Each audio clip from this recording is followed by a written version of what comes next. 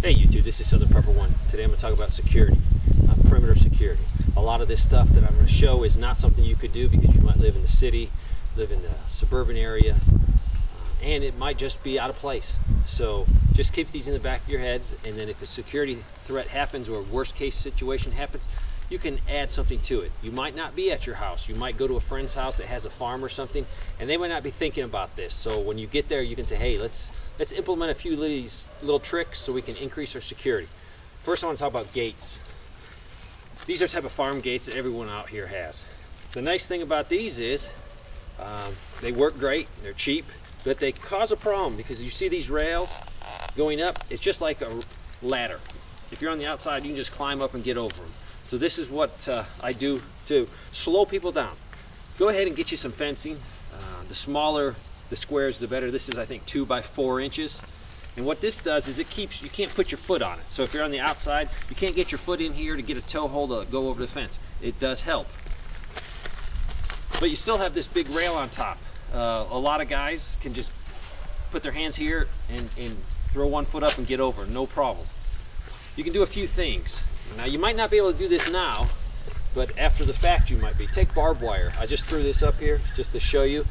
Wrap barbed wire on the top, and what happens is all the pokey things are poking out. No one in their right mind would grab this thing, squeeze down and jump over. You'd hurt and you'd bleed. And you can add different layers. You can run it the long way. You just improvise and figure out how can I keep someone from grabbing this thing and just jumping over my fence. Another thing you could do is always have good locks. Make sure your lock is on the inside. It's a little bit harder for them to get at. Put a good heavy-duty chain. Any chain can be cut if they want in, but this just slows them down a little bit. This will make them go to the neighbor's house that doesn't have a gate, and that's what you're trying to do. This thing can be run right over with a vehicle. It's not going to hold on here. You can do a few things. This is a standard telephone pole that I can get for free in this area. Drive one on the ground here to hold it. Drive one as your pivot point. Drill a hole in the center, drill a hole in here and put a big piece of steel, and that acts like a hinge. Then if you want to close off your driveway for vehicles, pick it up, rotate on your pivot.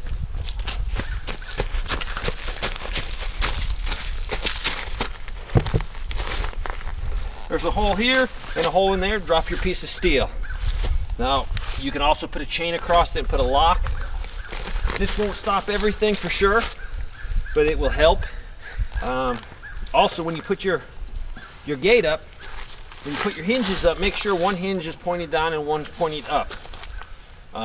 Some people put them both pointed up and just set their holes into the hinge, but what happens is somebody can easily just take it off by just walking up and pulling up. So reverse them. This one pointed down, this one pointed up, and then tighten your things up. You can also, if you have a welder, hit the back side so no one can take your bolts off and take your gate down. So these are just a few things for the gate. Now, I like this being up front here because it gives you an advantage.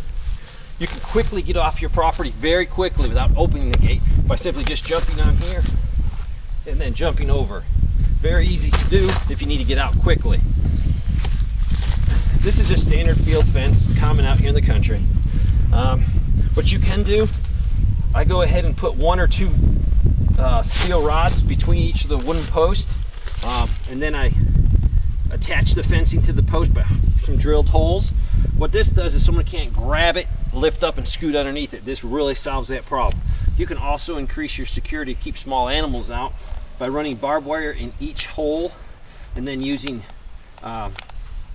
brass wire or copper wire and attaching it, and that makes a lot stronger fence. Now we have a problem though, because if they're on the outside and they're in good shape, they can reach over, grab this pole, and throw themselves over the fence. There's a lot of things you can do to stop this. Some of this stuff you do not want to do now because of liability issues, but after the fact. These are awesome. They were used in a roofing job, commercial roofing job, and they had a ton left over and they were going to throw them away, so I got them. So many uses for these. They're very, very sticky on the backside. You can stick this to anything. The smoother the surface, like glass or a painted surface, they stick very well. If not, what you can do is just drill a small hole and use a drywall screw and attach them. You could put these on the road if you had to quickly try to stop some traffic. Undo them, stick about 25 on the road. Definitely going to cause some flat tires, so only use in a worst case situation because of liability issues. You can stick them on top of your fence and drill a hole. That way no one can grab on top and throw themselves over. This is exactly what they did in the old days with broken glass on walls. They do this in third world countries. When they build a wall, they put the mortar mix on top and then break all these glass bottles. So you have a very situation where no one wants to grab that top of that fence because they're going to get seriously cut up. You can, if you don't have these things, just take some nails, drive some big nails in here, cut the top off and sharpen it. It does the same thing. So what I'm just giving you is improvised ways. This is worst case scenario. This is the crap has hit the fan and things aren't going to come back, and you're going to have to use multiple layers of security. It's just not doing one thing, having a fence. What you're doing is you're adding layers and layers and layers of your security, from maybe some MERS sensors to some type of motion detectors, from dogs to firearms to fencing to good neighbors. Just a few things to think about. Yeah, you might not be able to do it now, but in survival situation you might have the opportunity to use some of these little tricks to increase your security. Thanks for watching.